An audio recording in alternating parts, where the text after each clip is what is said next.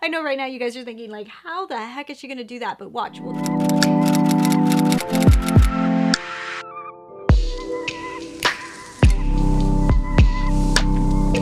Happy video day, guys.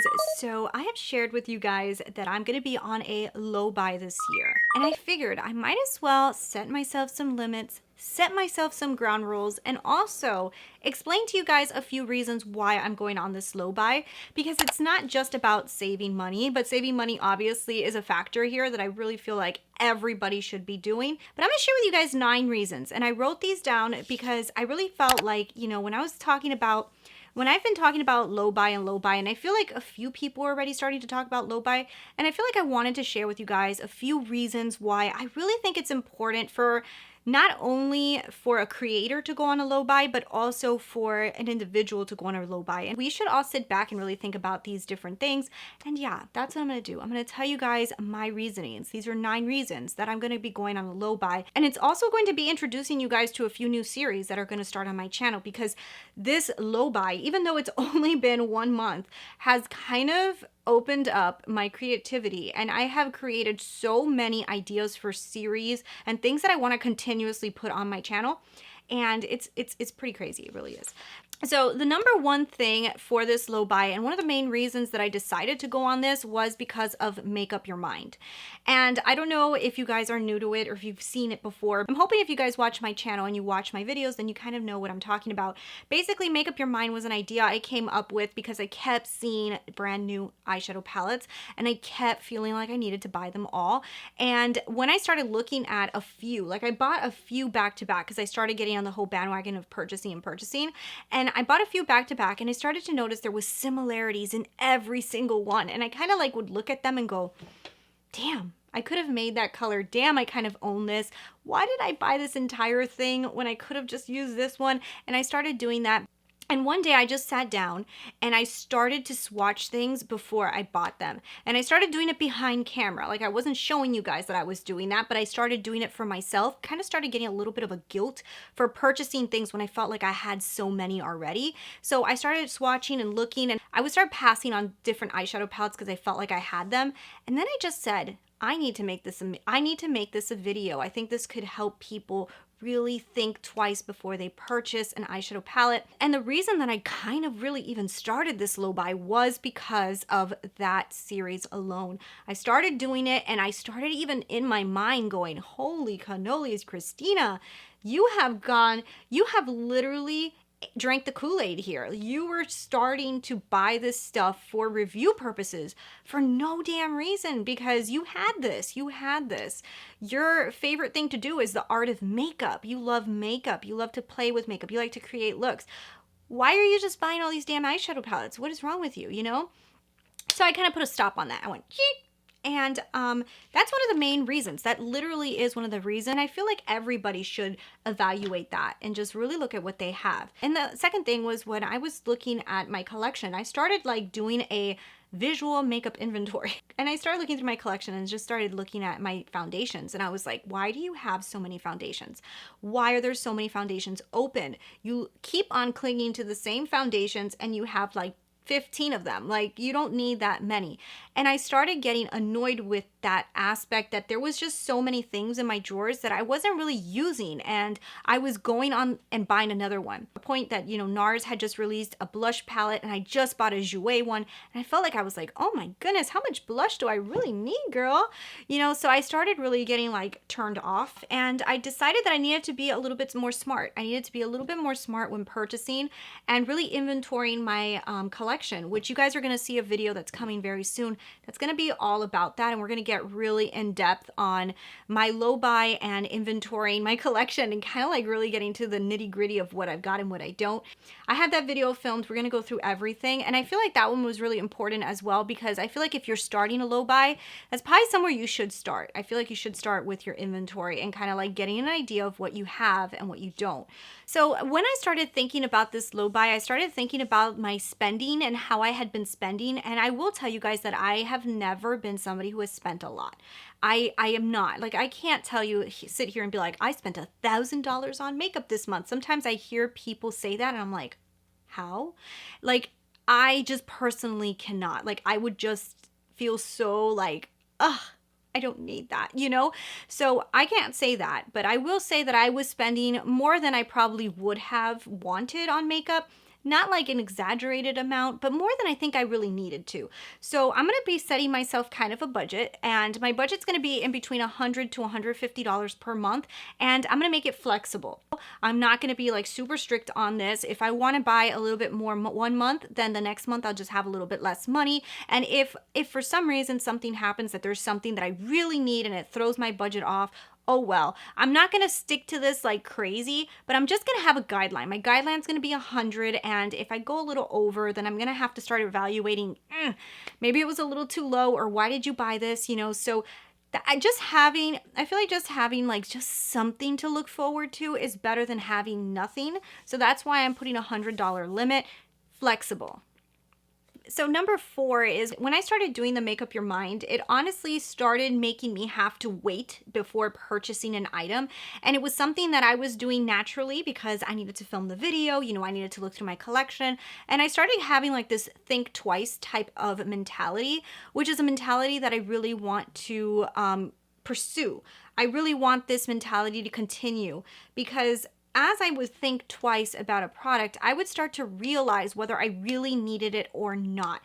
Just giving yourself that moment to let the hype go by and realize, do I still need it, really was helping me decide if there was really something that I really, really wanted. Sometimes the hype would pass by and I'd still be like, damn, I really want it. Damn, I really want it. Then after a certain point, I'd be like, I really want it, you know?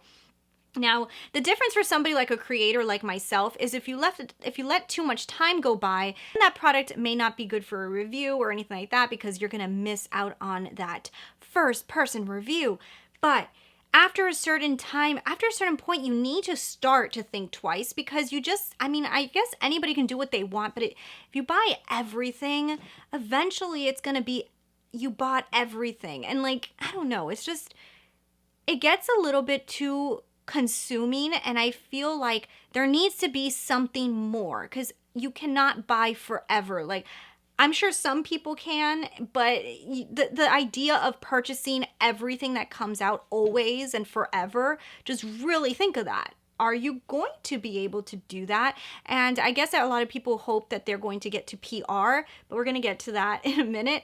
And I understand that mentality, but I also think that it works against you sometimes. So we're going to get into that one now. Number 5 is I want to start having my mentality, which I had before I started YouTube, and then I started to lose it a little bit, was that PR is where the reviews should really come from. And I know a lot of people like that. Some people are like, no, that's horrible. You need to buy your own makeup because then I won't trust you. But the point is that PR is sent to people so that people can do reviews. And if we're going out and purchasing all these products, like I can understand like somebody who doesn't do that many reviews going and buying products, I get that, fine. But if you actually want to have a review channel and you've got to buy everything yourself, shouldn't the brand be sending you this because you are doing work for them, even if you like it or not? And I always say this, whether you like it or not, it's publicity. People, when they walk into Target, they're not going to 100% remember what you said. Like, when you're doing that much work for any company, like there should be something.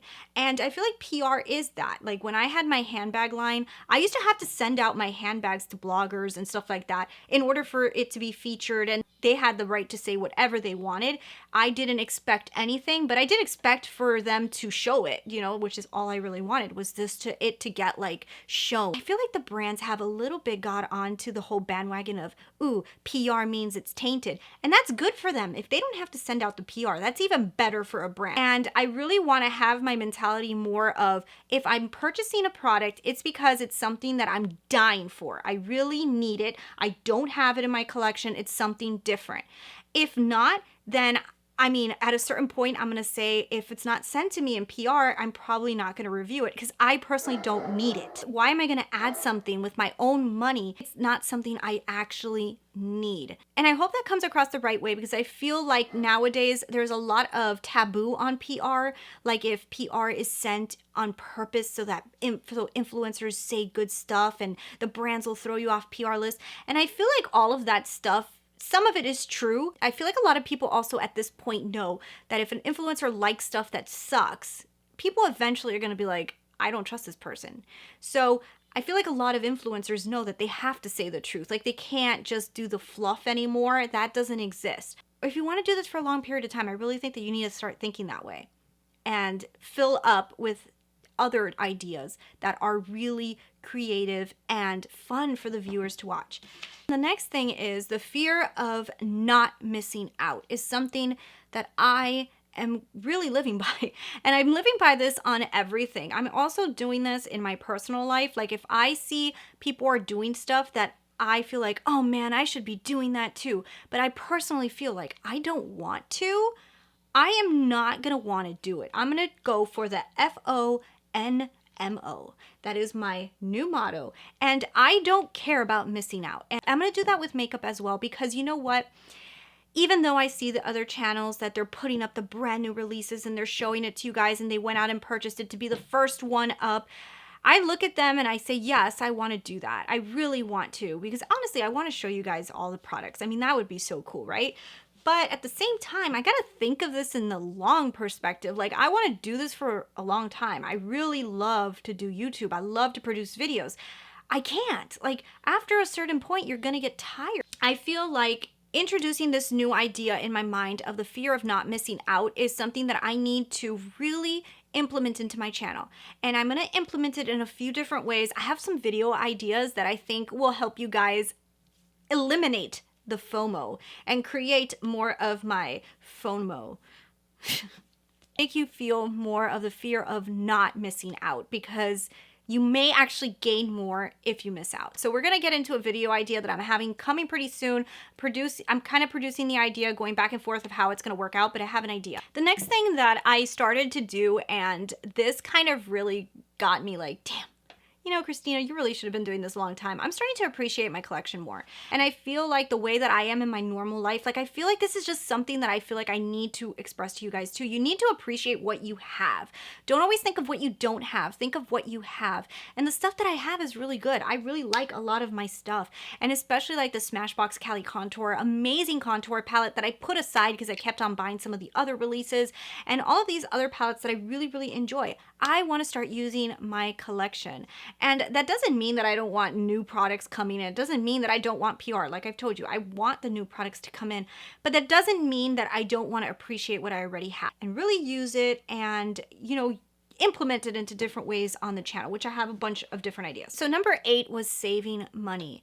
Like I feel like sometimes in the United States, when things feel good, people spend more. And the problem is with that mentality, even though it's fine, I mean, everybody should spend if they want, is that eventually things reset. And I feel like things have been, I went through that recession, guys, with businesses, and I had 2 different businesses going at the time of the recession, and I remember how hard it was. It was so hard, and I never forget that. And I feel like sometimes when you start feeling like everything's good, you have to remember too that there's always going to be a moment that things will reset for you. And I'm not going to say another recession will happen, but you never know. So I always feel like you should save. You should always have some type of savings, some type of backup plan, whether it be $20 a week that you can put away in a savings account, anything that you possibly can. So coming up with all these things, I really want to start to save more. And I'm going to show you guys a few little tricks that I'm going to be showing on the channel pretty soon on how I'm going to start implementing some more savings. But yeah, I want to save more, and it's nothing big. I don't want to like save like half my paycheck or anything like that. I don't want to be exaggerated. I think like everything that's not exaggerated is good. If you're in the middle, you're always okay. So we're going to be implementing some savings here.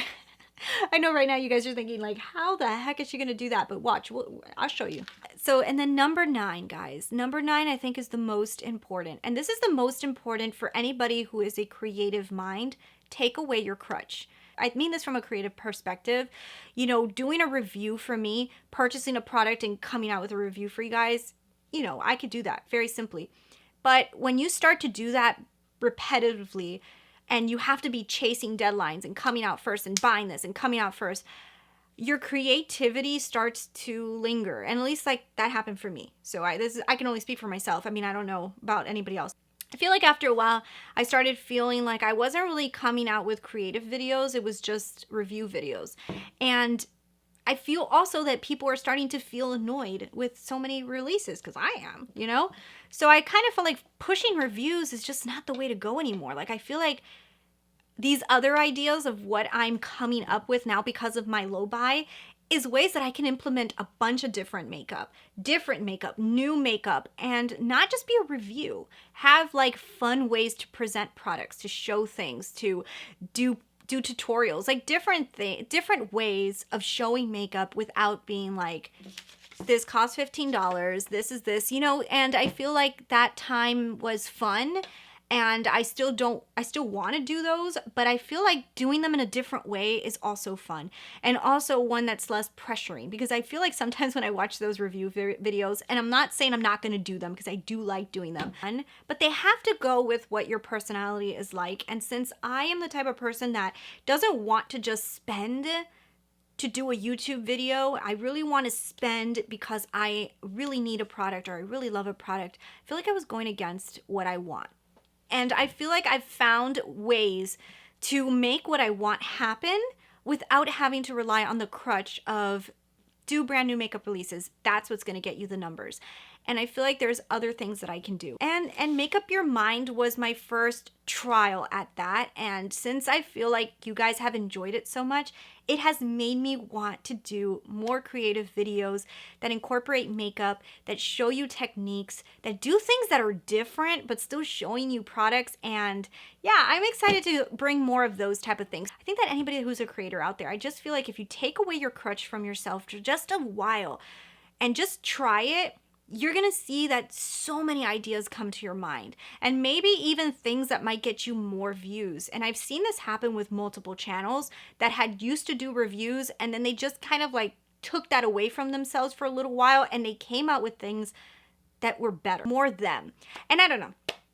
That's where I'm going with this, and that's what I'm sticking to, and I'm crossing my fingers that this was not a shot in the foot and then all of a sudden my channel's gonna go to crap.